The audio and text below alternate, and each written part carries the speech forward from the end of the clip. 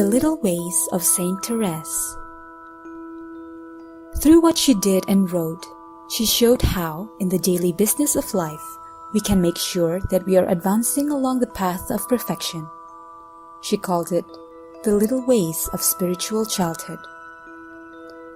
Benedict XV said that it holds the secret of sanctity, and Pius XI declared that human society would be reformed and restored if this way of spiritual childhood were followed. There was nothing new in her little way. It rested on the words of Jesus, "Whoever therefore shall humble himself as a little child, he is greater in the kingdom of heaven." Though she never mentioned the little way in her writings, she mentioned it verbally, though only just a month or two before she died. When she was asked for an explanation of this little way, she said, "It is the way of spiritual childhood, the path of confidence and complete surrender. I wish to teach others the little means which have succeeded so perfectly with me, to tell them it is necessary to do one thing only, to cast before Jesus the flowers of little sacrifices."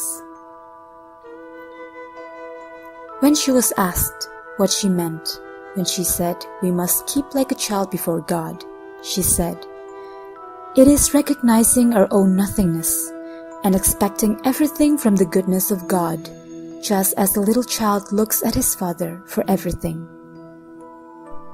By this, she did not mean to be passive and expect all from God.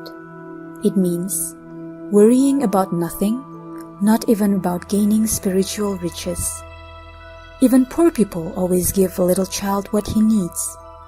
But as soon as he is grown up, his father no longer wants to provide for him, but tells him to work and look after himself.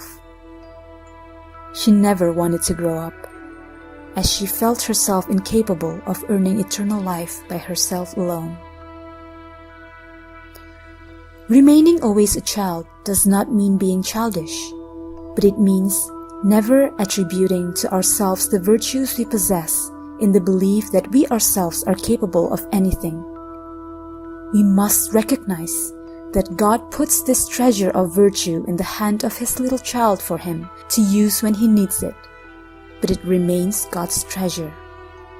She writes, "We must not be discouraged by our faults, for little children often tumble down, but they are too small to hurt themselves badly." She could say, "I am certain that even if I had every imaginable crime on my conscience, I should lose nothing of my confidence. Rather would I hasten, with a heart broken with sorrow, to throw myself into the arms of my Jesus. I remember how he cherished the prodigal son who had returned to him." It would be a mistake, however, to imagine that the little way implies that our role in achieving salvation is a passive one. She told her novices, "We must do all in our power to give without counting the cost. We must deny ourselves constantly. We must prove our love by all the good works of which we are capable, and which, after all, are of little worth." Though she did not live long enough to write a treatise on her little way, she said something nearly 2 months before her death, which perfectly explained her little way. Holiness is not a matter of this or that pious practice.